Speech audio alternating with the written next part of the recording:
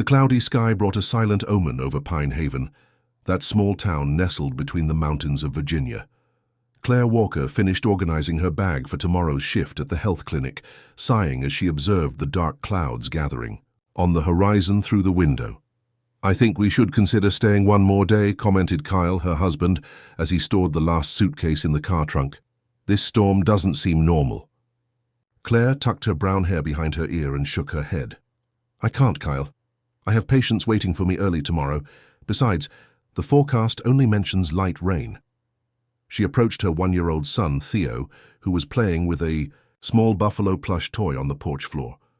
The boy smiled when he saw her, his lively and curious eyes shining with innocence. Claire picked him up, inhaling the scent of his hair and thinking about how precious these days at the family cabin had been. "Shall we go, little one?" she said, kissing his chubby cheek. "Boo-boo," Theo responded, shaking his toy. "Yes, you." "Can bring the buffalo," she laughed, walking toward the car. Kyle observed his wife and son, mentally capturing the moment as he would with his camera. As a nature photographer, he had recorded every angle of those mountains during the weekend, but no image was as beautiful as that of his family. "One day we'll live here permanently," he commented, while Claire settled Theo in his car seat. "Away from the hustle, close to nature. And you'll photograph the same trees every day," Claire teased with a mischievous smile. "If necessary," he replied, shrugging. "Each day they have a different light, like you, who gets more beautiful every morning." Claire rolled her eyes but smiled at her husband's flattery. "Let's go before this rain gets worse." In town, Grandma Nancy was tidying up the house, waiting for news of her grandson. At 70, the lady maintained a deep connection with local traditions. While sweeping the porch, she felt a pang in her chest and stopped, leaning on her broom. The sky was darkening rapidly, and she knew these signs. "Storm coming," she murmured to herself, "and not just water." At that same moment, Isabella Sanders, the forest ranger, was checking the monitoring equipment in the reserve. The sensors indicated abrupt changes in temperature and humidity. Trained in biology and deeply rational, Isabella still couldn't ignore the uneasiness she felt that afternoon. "Something's not right," she said to her assistant Peter, who was organizing maps of the region. "The animals have been behaving strangely since yesterday. Legends say ancestral buffaloes appear when there's danger," Peter commented half-jokingly. Isabella gave him a skeptical look. "You know there are no native buffaloes in this region, right? Those are just stories for tourists." "My grandmother would disagree," Peter retorted, smiling. "She swears she saw one when she was a girl, huge, with eyes that glowed like fire." Meanwhile, on the winding road descending from the mountains, the Walker's car advanced slowly. The rain began to fall, fine at first, but quickly gaining strength. Kyle gripped the steering wheel, focused on the dangerous curves. "Maybe we should have waited," Claire admitted, looking worriedly at Theo, who was sleeping peacefully in the back seat. "We'll be fine," Kyle assured, though his voice betrayed a certain tension. "I've been through this road in worse conditions." At that instant, lightning cut across the sky, illuminating the valley below them. For a brief moment, Claire had the impression of seeing a huge figure moving among the trees, something dark and powerful. "Did you see that?" she asked, leaning toward the window. "See what?" "Nothing, I think it was just—" Claire didn't complete the sentence. A deafening crash shook the air when lightning struck a centuries-old tree ahead. The massive ancient trunk broke loose and rolled down the slope, blocking the road exactly as they were rounding the curve. "Look out!" Claire shouted, but it was too late. Kyle slammed on the brakes with all his might, but the wet asphalt offered no resistance. The car skidded, spinning like an out-of-control carousel to the edge of the abyss. The impact against the guardrail was violent, and the world spun around them before stopping abruptly. Silence. Only the sound of rain persisted, now stronger, drumming on the roof of the partially destroyed vehicle. If this story interested you, don't forget to subscribe to our channel and give it a like. Tell us what city you're watching from. We continue. Claire slowly regained consciousness, feeling a sharp pain in her ribs. The rain continued falling, entering through the car's broken window. She blinked several times, trying to focus her vision. Beside her, Kyle was unconscious, with a trickle of blood running down his forehead, but his breathing was steady. "Kyle," she called, her voice coming out weak. "Kyle, wake up!" He didn't respond. Claire then turned to the back seat and felt her heart stop. Theo's car seat was empty, the safety belt torn. "Theo!" she shouted, ignoring the searing pain the movement caused. "Theo, where are you?" Only the sound of the storm answered. Desperate, Claire tried to free herself from the seatbelt, but her trembling fingers couldn't operate the mechanism. Tears mixed with rainwater on her face. That's when she heard it, a deep sound like a profound snort coming from somewhere near the car. Claire froze. There was something out there. Something big. Through the cracked windshield, she saw an immense shadow approaching. At first, she thought it was a hallucination caused by the impact, but as the figure advanced, it became unmistakable. A buffalo, larger than any animal she had ever seen, with dark fur and eyes that seemed to contain ancient intelligence. "My God," Claire murmured, paralyzed between fear and fascination. The buffalo approached the car with deliberate, almost human steps in their precision. It stopped beside the torn-off back door and looked directly at Claire. There was no aggression in its eyes, only a serene determination. That's when Claire noticed. Nestled between the fur on the animal's neck, protected from the rain, was Theo. The baby wasn't crying, didn't seem frightened. On the contrary, he was strangely calm, with his small hands gripping the buffalo's thick fur. "Theo!" Claire shouted, renewing her efforts to free herself. "Please give me back my son." The buffalo tilted its head as if considering the request. It took a step back and, with impressive gentleness, lowered itself so the baby could slide smoothly to the ground. Theo sat in the mud, looking first at the animal and then at the car where his mother was trapped. Claire expected the baby to cry, to try to return to her, but what happened next defied any rational explanation. Theo stood up on his unstable legs of a child who had barely learned to walk, and, as if understanding exactly what he needed to do, began to move away from the car, following the buffalo that was now retreating into the forest. "No!" Claire shouted, finally freeing herself from the seatbelt. "Theo, come back here." Ignoring the excruciating pain, she managed to open the dented door and fell out of the vehicle. The rain punished her body as she tried to stand. When she finally managed to get to her feet, Theo and the buffalo had already disappeared among the trees. "Theo!" she shouted again, her voice lost in the storm. Claire took a few stumbling steps toward the forest before her legs gave way. Falling to her knees in the mud, she felt darkness envelop her, pulling her back into unconsciousness. When the first rescuers arrived, hours later, they found Claire and Kyle unconscious. There was no sign of Theo, only huge footprints around. The vehicle sunk in the mud, leading toward the dense forest. Meanwhile, in Pine Haven, Grandma Nancy awoke with a start from an intense dream. In the vision, she had seen a giant buffalo carrying her great-grandson to the heart of the woods. The animal didn't seem threatening. On the contrary, it emanated a sense of protection, of ancient wisdom. "The guardian has awakened," she murmured, rising with difficulty. Her wrinkled hands sought an old box under the bed. Inside was a small wooden totem carved in the shape of a buffalo with symbols engraved on its body. The relic had been passed down through generations in her family. At the Forest Reserve headquarters, Isabella was receiving the alert about the accident. Initial reports mentioned footprints of a large animal at the site and a missing child. "Buffalo.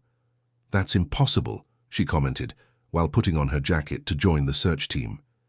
"Must be confusion from the paramedics." "The storm is getting worse," warned Peter, already preparing the rescue equipment. "It might be risky to enter the woods now." "A child is missing, Peter," Isabella replied, checking her flashlight. "We don't have a choice." In town, news of the accident and little Theo's disappearance spread quickly. In his luxurious office, businessman Julian Blackwell watched the storm through the window while speaking on the phone. "So it's true?" he asked, his interest clearly piqued. "The footprints really are from a buffalo?" The voice on the other end of the line confirmed, adding details about the unusual size of the marks left in the mud. "Interesting," murmured Blackwell, a smile forming on his lips. "Very interesting. Keep me informed of any developments, and don't mention my interest to anyone." As he hung up, he looked at a folder on his desk. The New Destiny project included plans for a large tourist complex in the Blue Ridge Mountains, with hotels, convention centers, and a themed safari. "Mystical buffalo would be the cherry on top," he said to himself. "Exactly what we needed to make this place unique in the world." The Pinehaven Hospital was small but well equipped to meet the basic needs of the local population. On that stormy night, the normally quiet corridors buzzed with activity. Claire Walker lay on a gurney with bandages on, her fractured ribs and an expression of anguish on her pale face. Beside her, Kyle, his head bandaged, held her hand. "We have to find him," Claire murmured repeatedly, trying to sit up. "He's out there, in the rain, with that thing." "Mrs. Walker, please stay lying down," the nurse requested, adjusting the IV. "The rescue team is doing everything possible to find your son." "You don't understand," Claire insisted, tears streaming down her face. "It wasn't a normal animal. It was something different." Kyle squeezed her hand, trying to calm her. "Claire, you hit your head. It could have been a hallucination." "It wasn't," she responded firmly. "I saw it, Kyle. A giant buffalo took our son, and the strangest thing is that Theo wasn't afraid. It was as if they knew each other." A doctor entered the room with a clipboard, interrupting the conversation. "Mrs. Walker, your husband is right. Trauma can cause visions. Most likely your son was thrown from the car during the accident and is lost in the woods. The rescue teams will find him." "Doctor, with all due respect, I know what I saw," Claire retorted, her voice weak but determined. "Ask the paramedic who found me. He saw the footprints." The doctor exchanged a look with Kyle, who understood the silent message. His wife was too traumatized to think clearly. In the hospital corridor, Isabella Sanders was talking with Peter and two other members of the rescue team, studying a map of the region. "The search area is vast, but we can concentrate here," she pointed to a marked region. "It's where we found the most recent footprints." "Chief, did you see the size of those marks?" commented one of the men, visibly nervous. "I've never seen anything like it." "They're just impressions distorted by mud and rain," Isabella replied, though she wasn't entirely convinced. "Let's focus on facts, not legends." Peter observed the map in silence for a few moments before speaking. "What if they're not just legends?" Before Isabella could respond, an elderly figure approached them. Grandma Nancy, with her slow but determined gait, carried a fabric bag and had a grave countenance. "You won't find my great-grandson if you search only with your instruments and maps," she said, her voice carrying the weight of age and wisdom. Isabella turned, surprised. "Mrs. Nancy, we're using all available resources." "The forest guardian took him," the old woman interrupted. "And you'll only find him if you understand why." An uncomfortable silence followed her words. Peter looked at Isabella, who seemed torn between respect for the elderly woman and her scientific skepticism. "Ma'am, with all due respect, we need to focus on proven methods of search and rescue," Isabella finally said. "Every minute counts." Grandma Nancy smiled sadly. "You're young and know much about science, but little about this land. The Blue Ridge Mountains hold secrets older than any of us." She opened her bag and removed the small wooden totem in the shape of a buffalo. "This relic has belonged to my family for 7 generations. It represents the guardian who protects our land and its chosen ones." Peter leaned in to examine the object with genuine interest. "That's amazing, Mrs. Nancy. I've never seen craftsmanship like this." "It's not just craftsmanship, young man," she replied. "It's a symbol of the pact between our people and the guardians of the ridge. The legend says that in times of great danger, the guardian emerges to protect those who are essential for the future." "And you think your great-grandson is one of those chosen ones?" asked Isabella, trying not to sound too skeptical. "I don't think." "I know," affirmed Grandma Nancy with conviction. "The dream I had tonight was a sign. Theo is safe, but he won't return until the guardian's purpose is fulfilled." While this conversation was happening, in a private room of the same hospital, Julian Blackwell was taking notes while speaking with the chief doctor. So, Doctor, in your professional opinion, what could have left those footprints? The doctor adjusted his glasses, uncomfortable. Mr. Blackwell, I'm a doctor, not a biologist, but I can say they're too large for any common animal in this region. And what about the stories of the guardian buffalo? Pressed Blackwell. Many local residents seem to believe them. They're just folklore, the doctor answered, though his tone didn't convey total conviction. Stories to entertain tourists. Blackwell smiled, putting away his notebook. You know, Doctor, folklore often has a basis in reality, and if there really is something unique in this region, well, that would be valuable, wouldn't it? Sir, a child is missing. This is not the time to— To what? Interrupted Blackwell, his tone becoming harder. To think about the tourism potential of this discovery. On the contrary, Doctor, if I find this animal and the child, I'll be a local hero. Here's a win-win situation. In Claire's room, the door opened and Grandma Nancy entered silently. Kyle was asleep in a chair, exhausted, but Claire remained awake, staring at the ceiling. Grandma, Claire called, her voice trembling when she saw the old woman. Grandma Nancy approached and took her granddaughter's hand in hers. You saw him, didn't you? The guardian. Claire nodded, tears welling up in her eyes. He took my son, Grandma. Why? What does he want with Theo? The old woman caressed Claire's hair tenderly. Don't be afraid, my dear. The buffalo is not a threat. He's a protector. He always has been. Protector? Questioned Claire, confused. Of what? Of the ridge. Of the people who truly belong to it, answered Grandma Nancy, looking through the window at the mountains, shrouded in mist. And now it seems your son has been chosen for something important. But he's just a baby.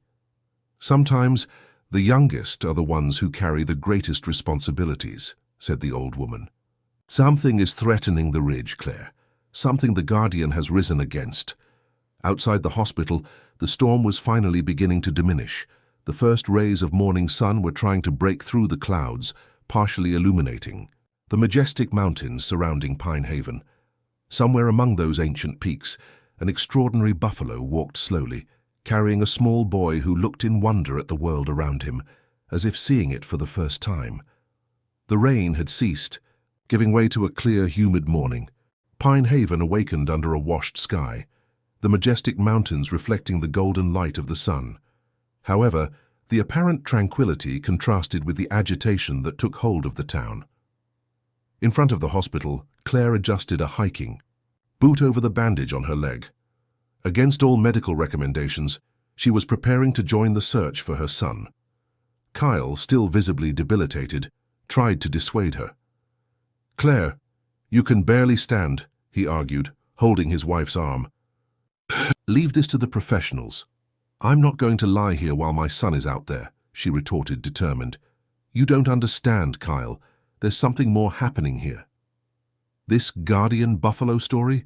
Kyle shook his head, concerned. Claire, your grandmother is a lovely lady, but they're just legends. Claire finished tying her boot and faced her husband. Then how do you explain what we saw? The footprints? The fact that Theo disappeared from the car without any trace of trauma? Before Kyle could answer, Isabella Sanders approached, accompanied by Peter and 2 other forest rangers. Mrs. Walker, I don't recommend you join the search. In your condition, she said, professional but understanding. We have trained teams covering the entire area. I'm going with you, Claire stated, standing up with an expression that admitted no argument. I know my son. I know he's alive, and I know that being doesn't want to hurt him.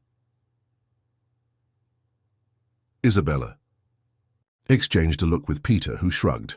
We can keep her in the central team close to the base, he suggested. It would be useful to have someone who actually saw the animal. Reluctantly, Isabella agreed. All right, but at the first sign that your condition is worsening, you return to the hospital. Understood? Claire nodded, grateful. Kyle sighed, resigned. Then I'm coming too, he declared. I'm not going to leave you alone in this. A few miles away, a different expedition was preparing to enter the woods. Julian Blackwell, dressed in safari clothes too expensive to be practical, was instructing a group of men equipped with nets, ropes and sedatives. "Remember," he was saying, marking points on a digital map, "we want the animal alive and intact. The child is secondary, but obviously should be rescued unharmed. Our priority is to capture the buffalo." "Sir," interrupted one of the men, an experienced hunter, "we don't know exactly what we're looking for. The descriptions are unusual." Blackwell smiled, confident. "We're looking for a large bovine, probably a wild buffalo that escaped from some farm and grew disproportionately in nature. Nothing supernatural, just a rare specimen. One that will transform my ecotourism center into the greatest attraction in the state." The hunter didn't seem convinced, but nodded in silence.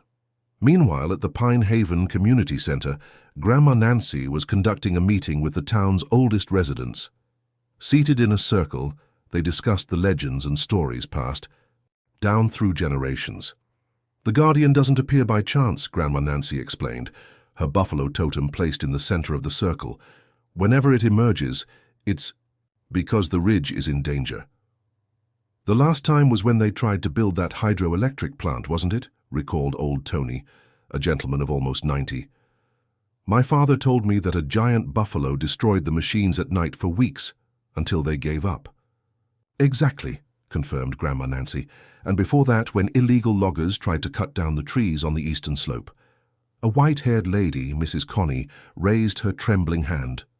"But why would the guardian take a child? That never happened before."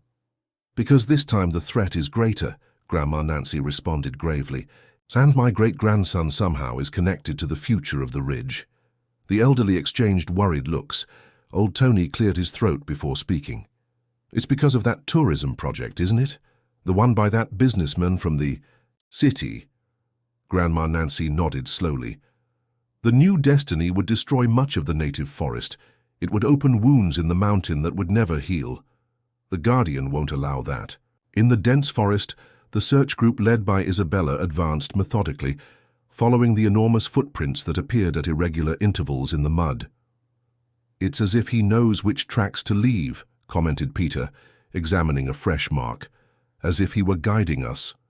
"Or distracting us," Isabella replied, checking her GPS.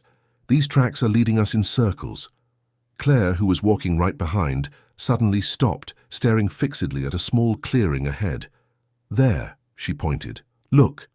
Everyone turned, in the indicated direction. On the wet ground of the clearing, there were small human footprints beside the enormous marks of the buffalo, and, more impressive still, a drawing made in the mud, clearly the work of a child's hands representing a large animal and a smaller figure beside it.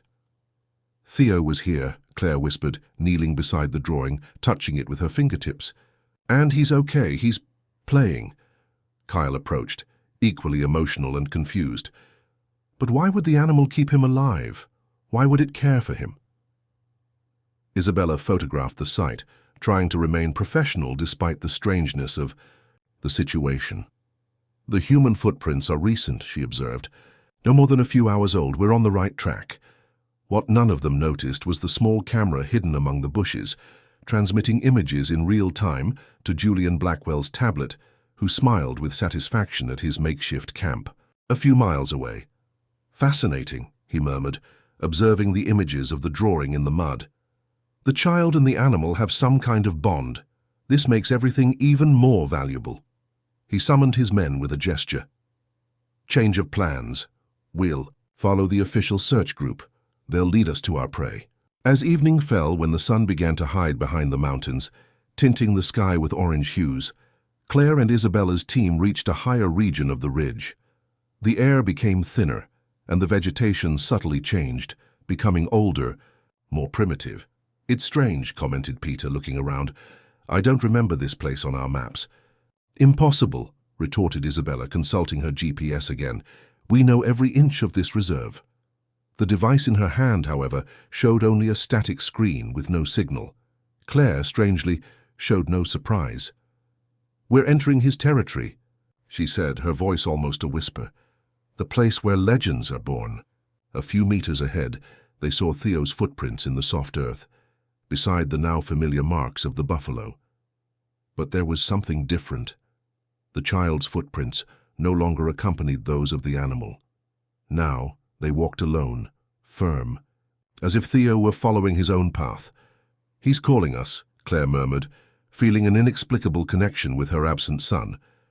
"He wants us to follow him." Kyle held her hand, both sharing a mixture of hope and apprehension, as the group advanced into the unknown heart of the Blue Ridge Mountains. If this story interested you, don't forget to subscribe to our channel and give it a like. Tell us what city you're watching from. We continue. Twilight transformed the forest into a realm of shadows and mysteries. The search team advanced ever more slowly as the vegetation became denser and the trails disappeared. Isabella, always methodical, repeatedly consulted her inoperative GPS, the frustration evident on her face. "This doesn't make sense," she grumbled, tapping the device. "We're completely off the cartographic grid. It's as if this place doesn't exist on the maps," Peter completed, looking in wonder at a moss-covered rock formation that glowed with luminescence he had never seen before.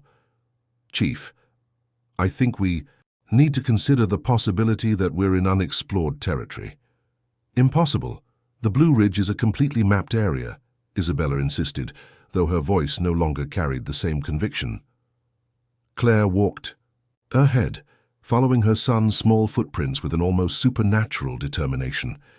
There was something in her eyes, a gleam of recognition, as if each tree, each stone, awakened ancestral memories she didn't even know she possessed.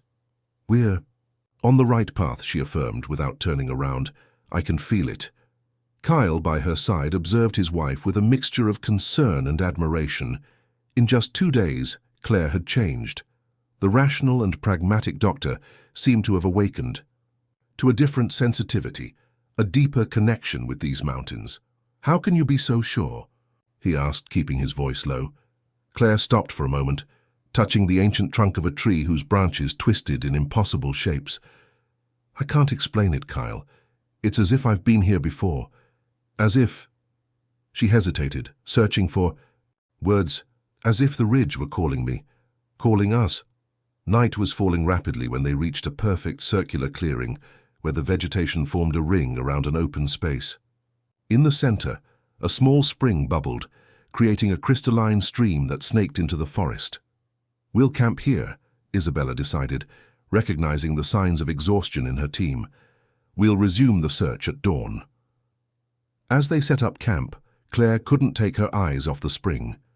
The water sparkled under the moonlight, which now shone in a surprisingly clear sky. "This is what my grandmother calls the Eye of the Ridge," she commented, kneeling at the water's edge.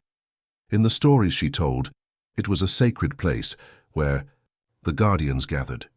Peter, who had always had a genuine interest in local legends, approached. "Do you think the buffalo brought Theo here?" "No," Claire replied, touching the water's surface with her fingertips. "I think he's taking him to an even more special place. This is just a portal." Meanwhile, a few miles away, the group led by Julian Blackwell was facing increasing difficulties. Without the benefit of the fresh trail that the official team was following, they were pushing into a part of the forest that seemed to resist their presence.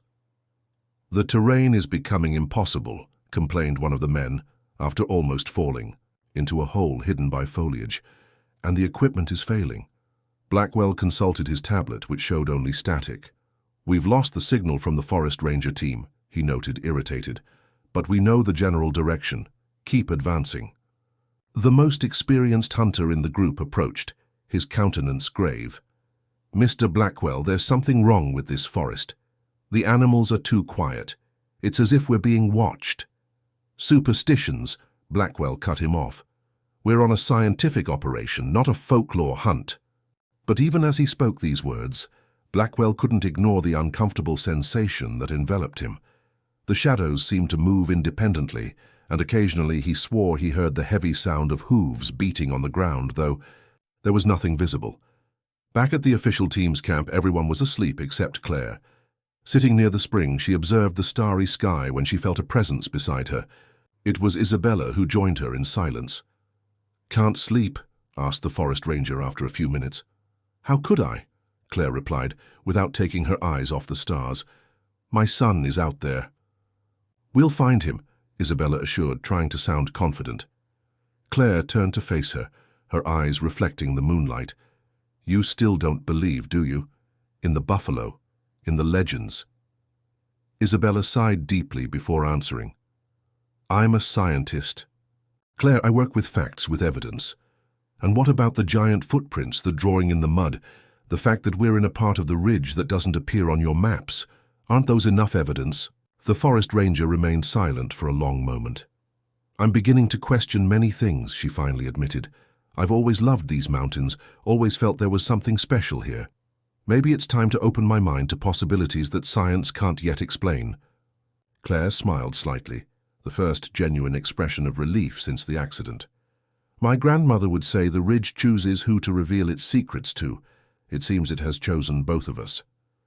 It was then that a distant sound caught the attention of both. A deep call like the bellowing of a great animal echoed through the forest. "It's him," Claire whispered, rising in one motion. "He's calling us." Isabella rose too, alert. "I'll wake the others."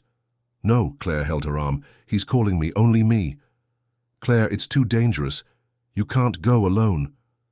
"Trust me, Isabella. Trust the ridge." Before the forest ranger could argue, Claire was already walking toward the darkness of the forest, following the sound that seemed to resonate directly in her heart. Isabella hesitated only a moment before following her, silent as a shadow. The path Claire followed seemed to subtly illuminate itself, with small fluorescent plants and luminous insects creating an ethereal trail between the trees. The sound of the buffalo became clearer, closer, guiding her through the forest like a beacon. Finally, they arrived at a steep slope, where an opening in the rock formed the entrance to a cave. In the moonlight, Theo's footprints were clearly visible, entering the darkness of the grotto. "He's in there," Claire whispered, her heart racing. "Claire, wait!" Isabella held her arm. "We need equipment, light." But Claire was no longer listening. An irresistible force pulled her into the cave, as if invisible ropes were tied to her heart. She advanced, disappearing into the darkness. Isabella, divided between her training and the inexplicable call that now also began to feel, took a deep breath and followed Claire into the cave, the true heart of the Blue Ridge Mountains, where millennial secrets waited to be revealed. The interior of the cave should have been dark, but it wasn't. A bluish glow emanated from the walls, where embedded quartz crystals reflected a light whose source Claire couldn't identify. The air was surprisingly warm and humid, carrying aromas of wet earth and unknown plants. "This is incredible," whispered Isabella a few steps behind. "We've never seen anything like this in our expeditions." Claire didn't respond. Her focus was completely on the small footprints that continued ahead, going deeper into the cave. Each step she took seemed to awaken new senses in her body. She could feel the pulsating energy of the rocks, hear the distant murmur of underground waters, perceive the presence of life in every corner of that space. The tunnel through which they walked began to widen, until it opened into a vast chamber so large that the ceiling was lost in darkness above.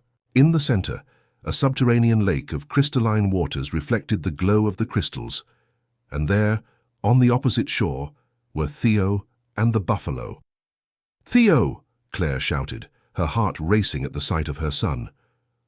The boy, who was quietly playing with pebbles at the edge of the lake, raised his head upon hearing his mother's voice. His face lit up with a smile, but he didn't run toward her as Claire expected. Instead, he looked at the imposing buffalo beside him, as if asking permission. The animal was even more impressive under the light of the crystals. Its black fur had bluish reflections, and its eyes shone with an intelligence that transcended any rational explanation. It tilted its head slightly, in an almost human gesture of recognition. Claire advanced slowly, with Isabella following in silence. As they approached, they realized that the lake wasn't the only wonder in that chamber. The walls were covered with cave paintings that seemed to tell a story, human figures, animals, and, standing out among them all, the recurring image of a great buffalo. "These are ancient records," murmured Isabella, unable to contain her scientific amazement even in that surreal situation. They must be thousands of years old. When they reached the other shore of the lake, Claire knelt down, opening her arms. This time Theo ran to her, throwing himself into her embrace. The relief that flooded her was so intense that tears flowed freely down her face. "My son, are you okay?" she asked, anxiously examining him. To her surprise, Theo not only seemed fine but radiant. His eyes shone with an unusual vivacity for such a young child. "Mama!" he exclaimed, pointing to the buffalo. "Friend!" Claire looked at the imposing animal, which remained motionless, observing the scene with its deep, ancient eyes. "He took care of you, didn't he?" Claire asked, more to herself than to her son. Theo nodded enthusiastically and, freeing himself from his mother's embrace, walked back to the buffalo. Without hesitation, he extended his hand and touched the animal's muzzle. The buffalo closed its eyes, as if savoring the contact. "He's not dangerous," Isabella realized, amazed. "He really has been protecting the child." "It's not just that," said Claire, observing the interaction. "It's as if they have a connection." It was then that they noticed, in the nearby cave paintings, there was a sequence showing a similar buffalo guiding a small child. And, more surprising still, the child in the paintings wore something around his neck that resembled the pendant Theo always carried, a small crystal that Claire had found during her pregnancy on one of her hikes through the ridge. "This can't be coincidence," Isabella murmured, her scientific skepticism finally yielding to the ancestral evidence. Claire approached her son and the buffalo again, this time with more confidence. The animal moved slightly, allowing her to approach. When she extended her hand hesitantly, the buffalo inclined its head, touching her palm with its muzzle. A wave of sensations invaded Claire. They weren't exactly thoughts, but images, feelings, memories that weren't hers. She saw the Blue Ridge as it was thousands of years ago, saw ancient peoples living in harmony with the land, saw the first pact between humans and the forest guardian. She saw generations of her own family, including Grandma Nancy when young, communing with nature. And she saw the future, a dark future where machines tore apart the slopes, where concrete suffocated the springs, where the magic of the ridge extinguished. "The New Destiny Project," she whispered, finally understanding. "That's what the Guardian fears." Isabella, who was observing everything with growing admiration, approached cautiously. "What are you seeing, Claire?" "The destruction," she replied, still connected to the visions transmitted by the buffalo. "Blackwell wants to build a tourist complex that will destroy the ridge's balance. It's not just a hotel or a park. It's a change in the very spirit of this place." As if responding to the mention of Blackwell's name, the buffalo emitted a deep sound that reverberated through the cave walls. Theo surprisingly imitated the sound, creating a childish echo that mingled with the animal's vocalization. "He brought Theo because my son can see what we've forgotten to see," Claire continued, the pieces fitting together in her mind. "The connection with the earth, the language of nature. Children can still see and feel what we adults have lost." Isabella, deeply touched, knelt beside the lake, touching the crystalline water. "As a forest ranger, I should have realized what was happening, but I was so focused on maps, reports, procedures." "We all were," Claire consoled. "We live in a world that values progress more than preservation." A new sound echoed through the cave, hurried footsteps and voices. Soon, Kyle and Peter appeared at the entrance to the chamber, breathless and with expressions of relief and amazement. "Claire, Theo!" exclaimed Kyle, running toward his family. He stopped abruptly upon seeing the imposing buffalo, but Theo ran to his father, pulling him by the hand. "Daddy, come!" insisted the boy, leading him to the animal. Kyle, divided between fear and trust in his son, allowed himself to be guided. The buffalo didn't move, remaining dignified and serene as the man approached. "It's real," Kyle murmured, incredulous. "All the stories are real." Peter, meanwhile, was absolutely fascinated by the cave paintings. "This is a monumental archaeological find," he said, recording everything with his camera. "These inscriptions tell the story of the ridge, from the first inhabitants. And they show that the Guardian has always been here, added Claire, pointing to a sequence that depicted the buffalo through different eras, always protecting the territory and its inhabitants. It was then that a new noise, more dissonant and aggressive, invaded the harmony of the cave. The sound of metal equipment and harsh voices echoed through the tunnels. The buffalo raised its head alert, its nostrils dilating. "Blackwell," said Isabella, her tone hardening. "He must have followed our trail." Claire picked up Theo, protective. The boy, however, showed no fear. He stared fixedly at the tunnel from where they had come, as if expecting what was to come. The buffalo moved then, positioning itself between the group and the entrance to the chamber. Its imposing body seemed even larger, its hooves beating firmly on the rocky ground. It emitted a deep sound that seemed more like a call than a threat. And to everyone's surprise, the sound was answered. From lateral tunnels that no one had noticed before, more buffaloes emerged, smaller than the Guardian but equally majestic. They positioned themselves beside their leader, forming a living barrier. "An entire herd," whispered Peter, open-mouthed. "They've been living here all this time, hidden in the depths of the ridge." The cave, which moments before was a sanctuary of peace and revelations, now transformed into the scene of an inevitable confrontation. On one side, the ancestral guardians of the Blue Ridge. On the other, the unbridled ambition that threatened to destroy it. The echo of heavy boots reverberated through the cave, inexorably approaching. The buffaloes maintained themselves in protective formation, their massive bodies creating a living barrier before the entrance to the main chamber. Claire held Theo firmly against her chest, while Kyle positioned himself beside his family, a resolute expression on his countenance. Isabella and Peter exchanged quick glances, the silent communication of those who have worked together for a long time. Both knew what was at stake, not just the immediate safety of the group, but the future of all the Blue Ridge. "We need to prevent them from entering here," Isabella murmured, her mind working rapidly. "This place is sacred. It must remain protected." Julian Blackwell was the first to appear at the chamber entrance, his elegant figure in contrast to the cave's roughness. His eyes gleamed with greed as he contemplated the magnificent space with its underground lake and sparkling crystals on the walls. But it was the sight of the buffaloes that truly left him. "Ecstatic. Extraordinary," he exclaimed, a calculating smile forming on his lips. "Exactly as I imagined, only better." Behind him, 5 men entered, carrying capture equipment, reinforced nets, tranquilizer darts, ropes. All stopped, momentarily astonished by the magnitude of what they saw. "Mr. Blackwell," Isabella stepped forward, her voice firm and authoritative. "This is an official rescue operation.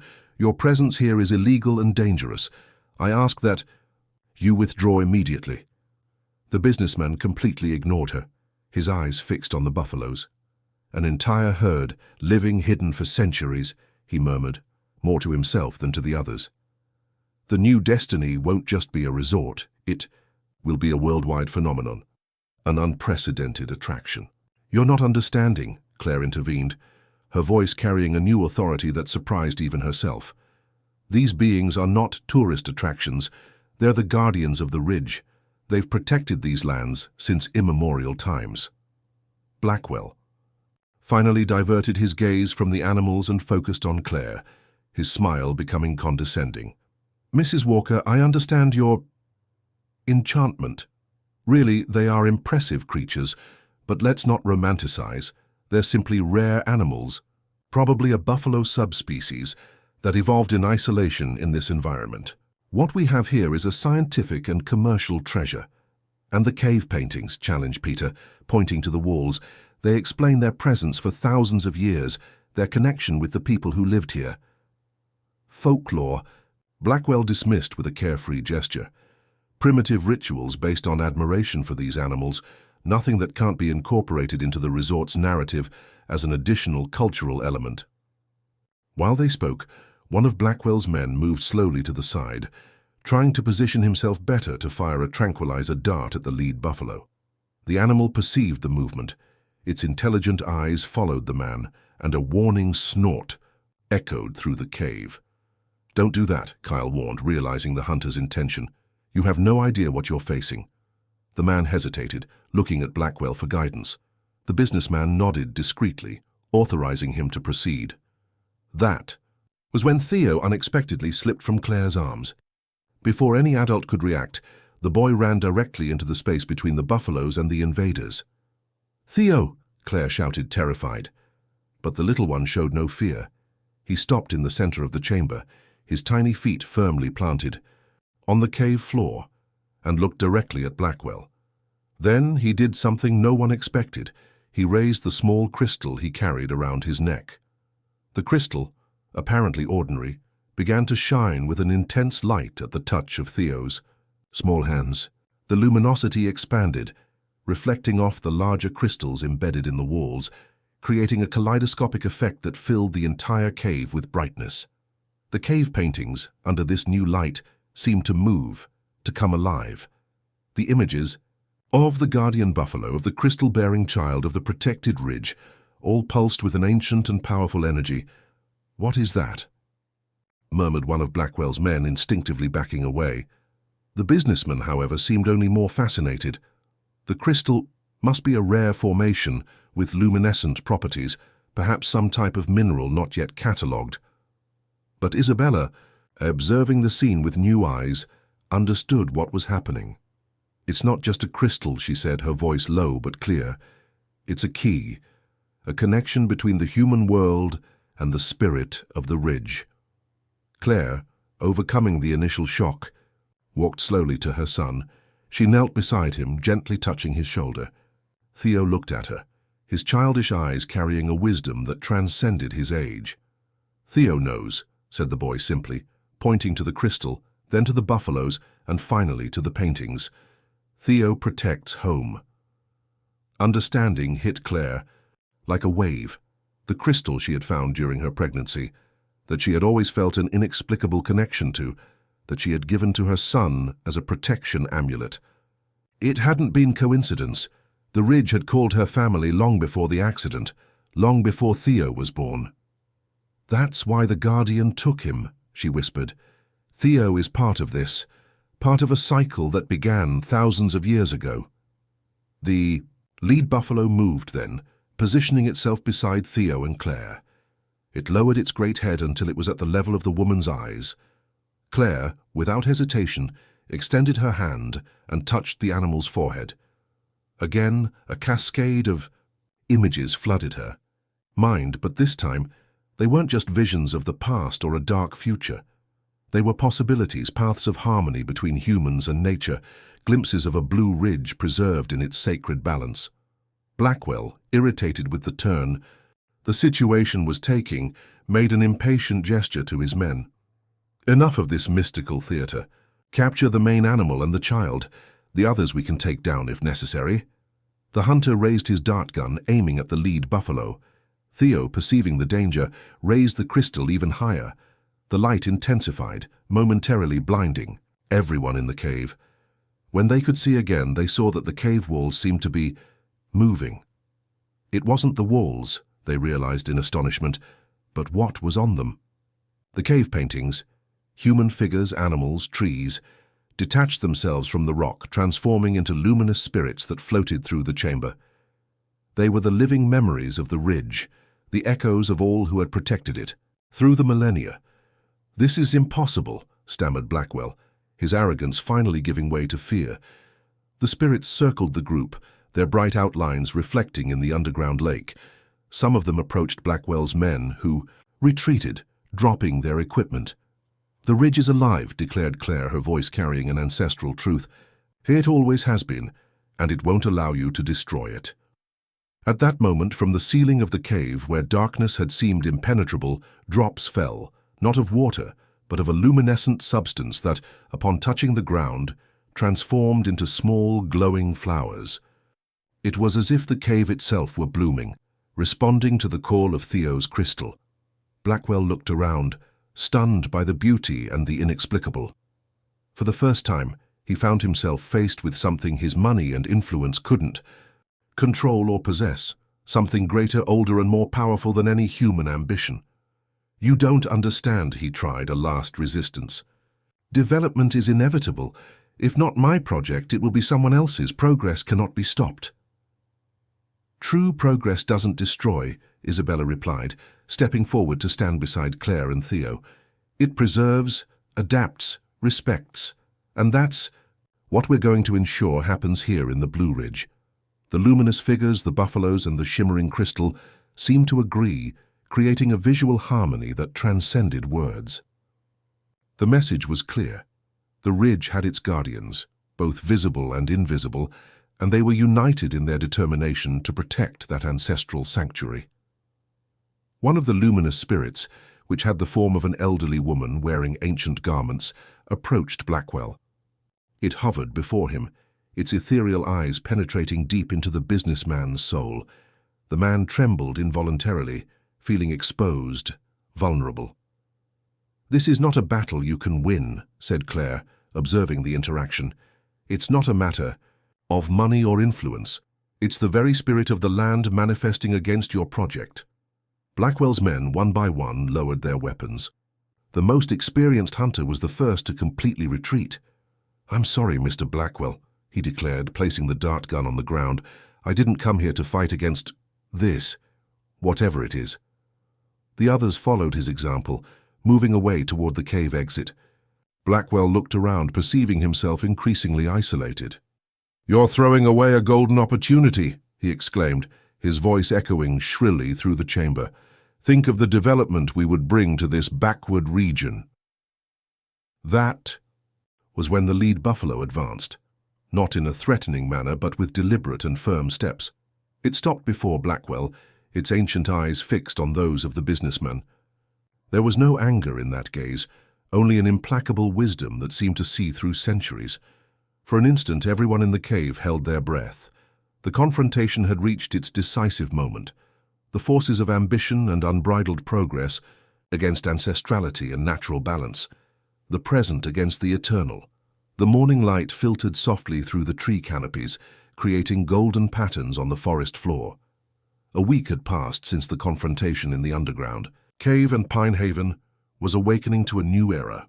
On her porch, Grandma Nancy contemplated the mountains while drinking her herbal tea, a serene smile on her wrinkled face. "The ridge is at peace," she murmured to herself, feeling the morning breeze caress her face. Claire and Kyle were crossing the town's central square, holding hands with Theo. The boy skipped happily, occasionally stopping to examine a flower or wave to acquaintances. To those who didn't know the complete story, they were just an ordinary family, enjoying a beautiful day. But the older residents noticed something different about little Theo, a special connection with his surroundings, a wisdom in his eyes that seemed to transcend his tender age. "He asked about the buffalo again this morning," Claire commented quietly to her husband. Kyle nodded, gently squeezing his wife's hand. "I think he always will. It's part of him now, part of this story." They stopped in front of the new Blue Ridge Environmental Preservation Center, a modest but elegant building, constructed with sustainable materials that harmonized with the landscape. At the entrance, an engraved wooden plaque displayed the symbol of a buffalo under which was written, "No to Preserve." Isabella Sanders came out to greet them, her forest ranger uniform replaced by more formal clothes, appropriate for her new position as director of the center. "Welcome," she greeted them, hugging Claire and then bending down to Theo's height. "So, Junior Guardian, ready for your first day as our special consultant?" Theo agreed enthusiastically, showing the small badge Isabella had made especially for him, which read Junior Guardian. "Has the mayor arrived yet?" asked Kyle, adjusting the camera hanging around his neck. "She's finalizing some details with the legal team," Isabella replied. "The decree of integral protection for the ridge will be signed today, transforming the entire area into an untouchable reserve." The center was beginning to fill with people. Local residents, authorities, journalists, and some curious tourists. Among them was Peter, now coordinator of the educational program, organizing materials for the first school groups that would visit the site in the following week. "Did you see the newspaper?" he asked, approaching the group. Blackwell officially gave up on New Destiny. The press release says he's going to redirect his investments to projects more aligned with the new paradigms of sustainability. Claire and Kyle exchanged significant looks. No one beyond the small group that had been in the cave knew exactly what had happened that night. After the confrontation, Blackwell had staggered out of the grotto with the look of someone who had seen something that defied his understanding of the world. His men followed him in silence, leaving behind the capture equipment. What was said between the businessman and the guardian buffalo? What silent communication occurred in those brief moments remained a mystery. But the result was clear. Something had profoundly changed in Julian Blackwell. "Speak of the devil," murmured Peter, looking toward the entrance. To everyone's surprise, Julian Blackwell in person was walking through the center's hall without his usual escort of assistants.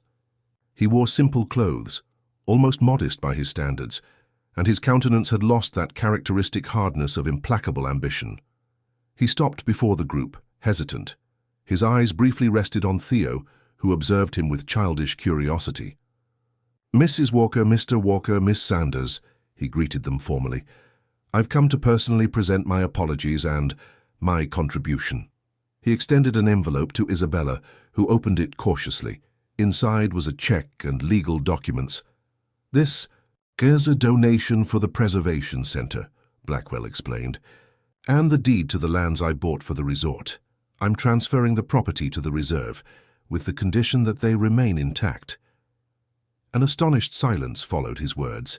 It was Claire who finally broke it. "What made you change your mind, Mr. Blackwell?" The businessman looked at her for a long moment, as if carefully considering his response. "Let's say I had a revelation," he finally answered. "There are forces in this world that cannot be bought or controlled. Some things simply belong to themselves." He looked again at Theo, who smiled at him with that innocence that only children possess. "Your son is special, Mrs. Walker. Take good care of him." With that, Blackwell nodded briefly and moved away, losing himself among the attendees who now filled the hall. The inauguration ceremony proceeded with emotional speeches and enthusiastic applause. The mayor signed the protection decree, ensuring that the Blue Ridge and its natural and cultural treasures would remain preserved for future generations. Kyle captured the moment with his camera, thinking about how these images would become part of the town's history.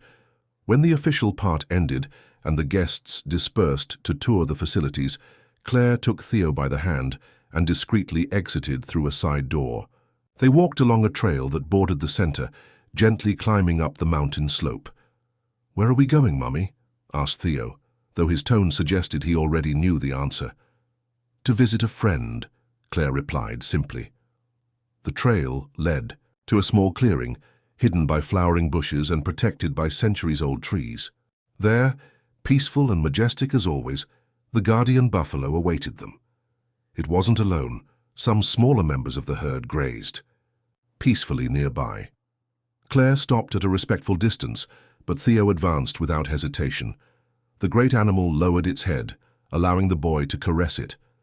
The crystal that Theo still carried around his neck shone softly, not with the intense brilliance of the cave, but with a constant and comforting light.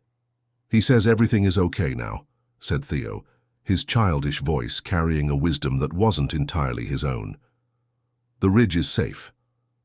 Claire approached slowly, marveling at the connection between her son and the guardian. "Thank you," she said to the buffalo, knowing it understood, "for protecting Theo, for showing us the way, for defending this place." The animal looked at her with its deep ancient eyes, transmitting a silent message that Claire perfectly understood. The gratitude was mutual. Humans and guardians, working together to preserve the sacred balance of the ridge. Theo hugged the buffalo's neck one last time before returning to his mother's side. Together, they watched the animal return majestically to the dense forest, its imposing silhouette gradually disappearing among the trees. "Will he come back?" asked Claire. "Always," Theo answered with the simple certainty of a child. "Whenever we need him." Mother and son descended the trail back to the center, where Kyle awaited them on the porch, his tranquil expression indicating that he perfectly understood where they had been. The family gathered in a silent embrace, feeling the deep connection. that united them to each other and to that land. In the town below, a new harmony was beginning to flourish between human development and nature preservation. The legends of the Blue Ridge were no longer just stories to entertain tourists. They were living reminders of a pact between people and land, between present and past, between the visible and the invisible.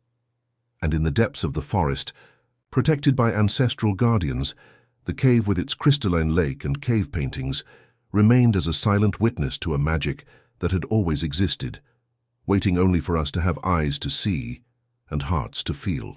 A magic that, through the eyes of a child like Theo, could be rediscovered by anyone willing to listen to the whisper of the mountains and the ancient wisdom of the true guardians of the ridge. In Pine Haven, the boundaries between legend and reality had diluted, creating a new understanding of what it means to truly belong to a place. And at the center of this understanding was a family that had learned, through an extraordinary encounter, that the greatest treasures are not those we can possess, but those that possess us, like love, like the land, like the stories that connect us through time.